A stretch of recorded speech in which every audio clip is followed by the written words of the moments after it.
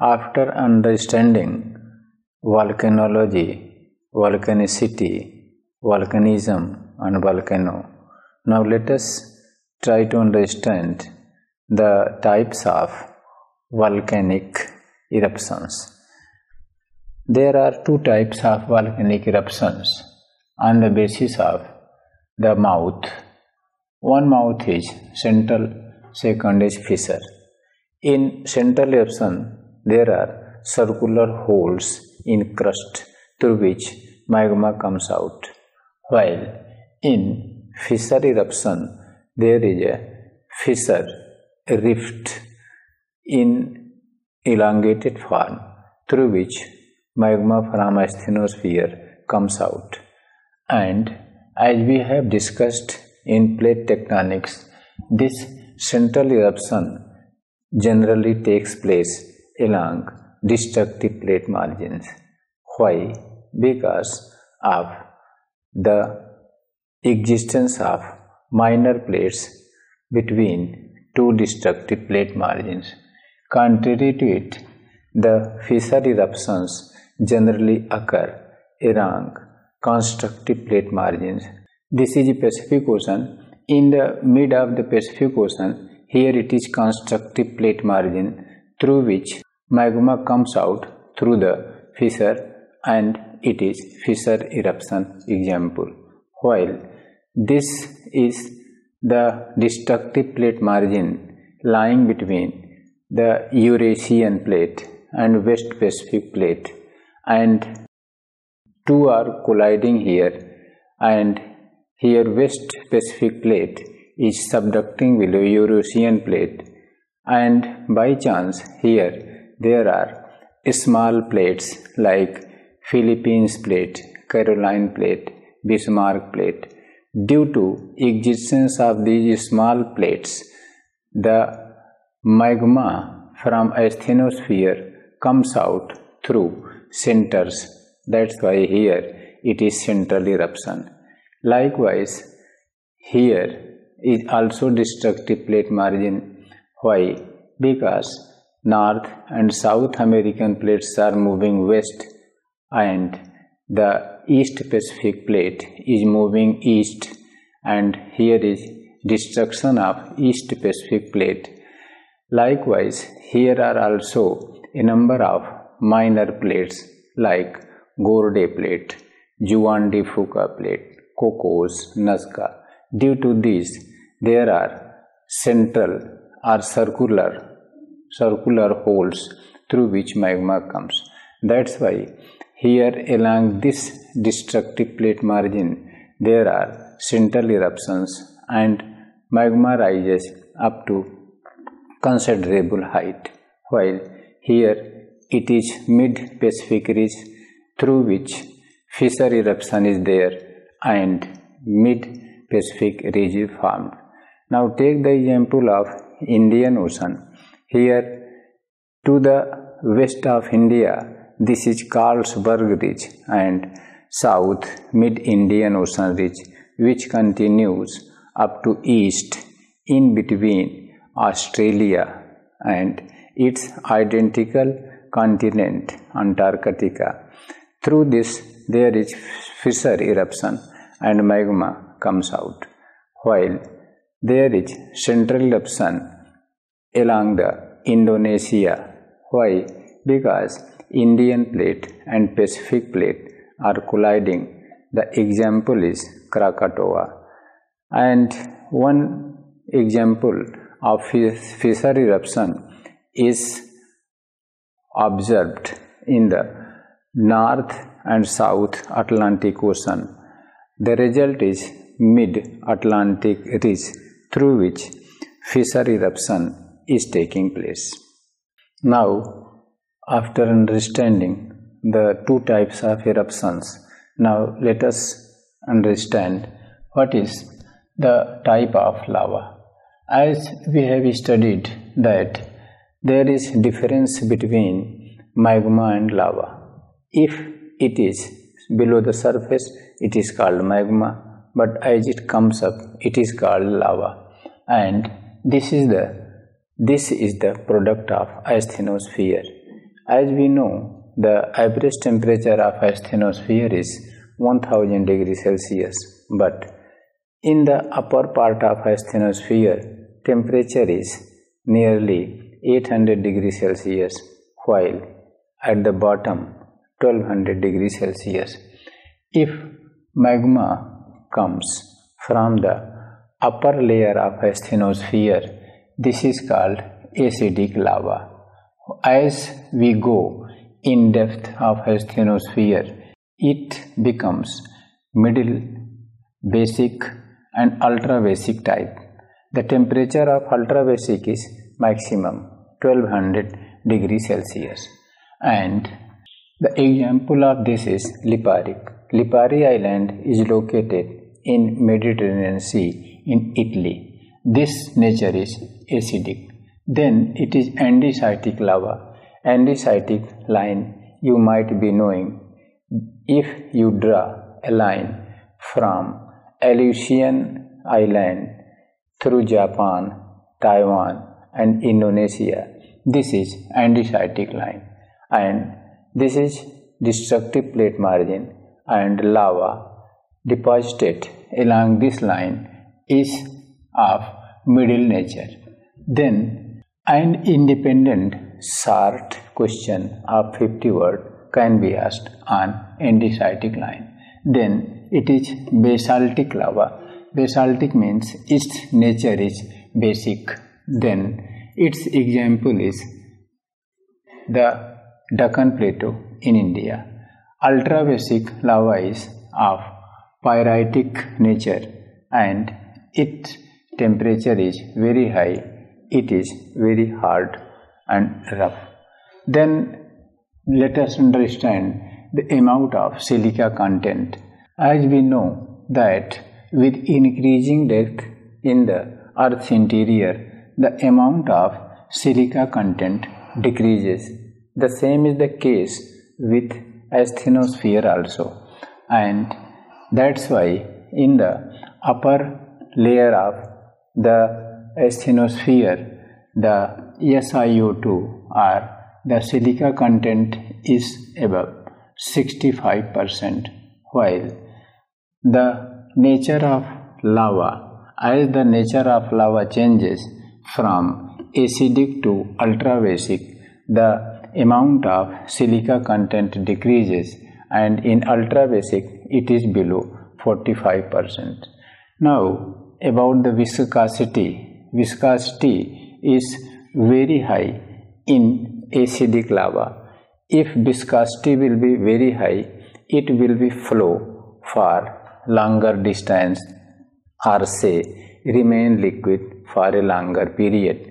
Contrary to it, the ultra basic lava from the bottom of the asthenosphere will have very low viscosity and it will be solidified at very fast rate. So there is a relationship between the viscosity and the nature of the lava.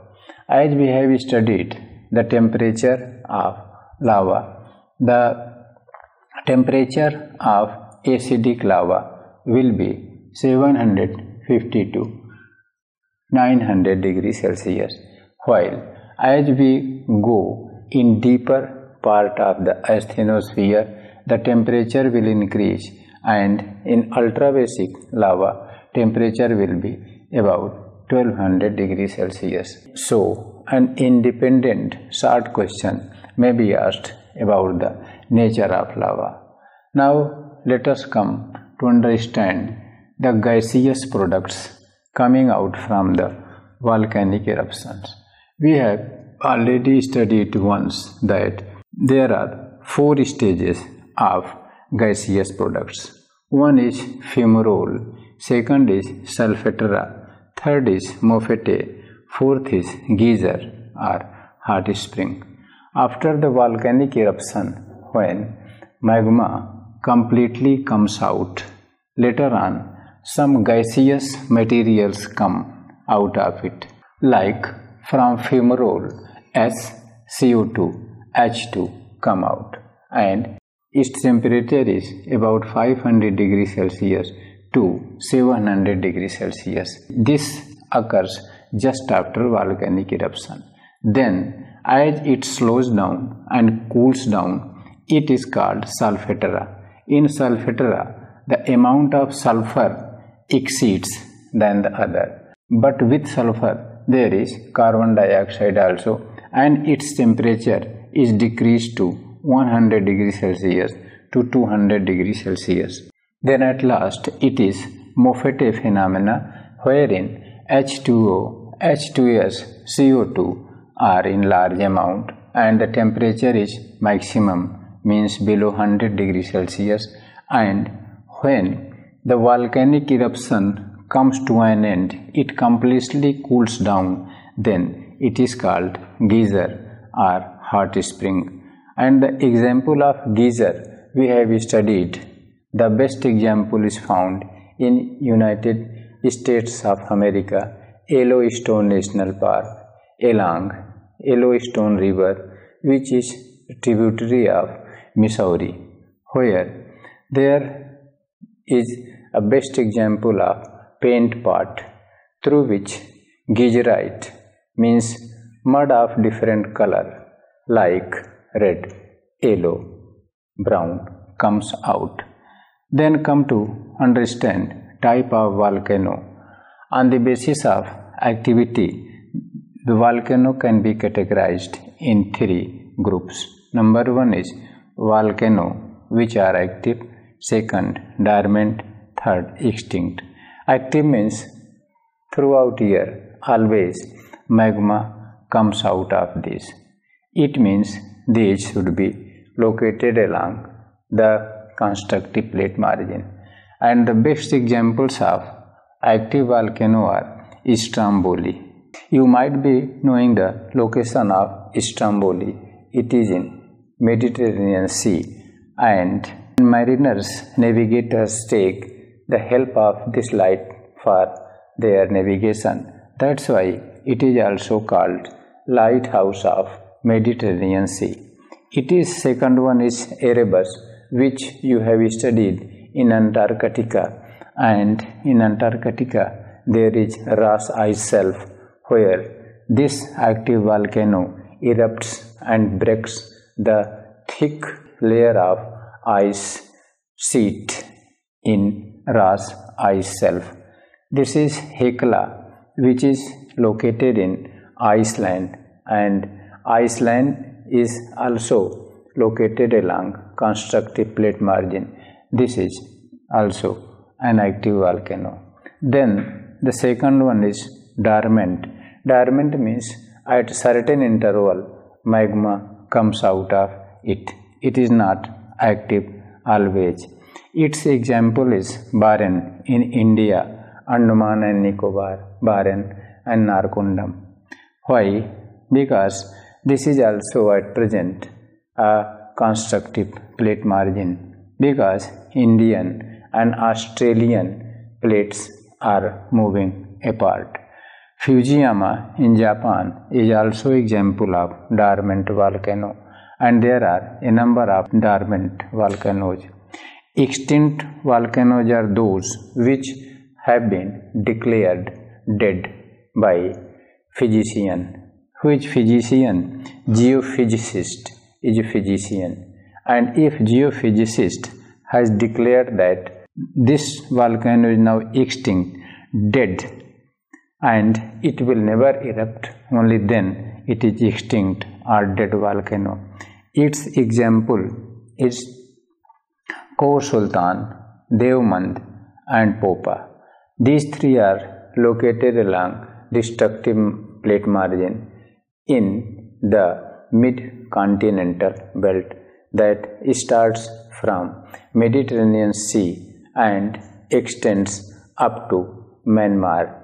And this Khor Sultan and Devmand are located in Iran and Popa in Myanmar, Burma.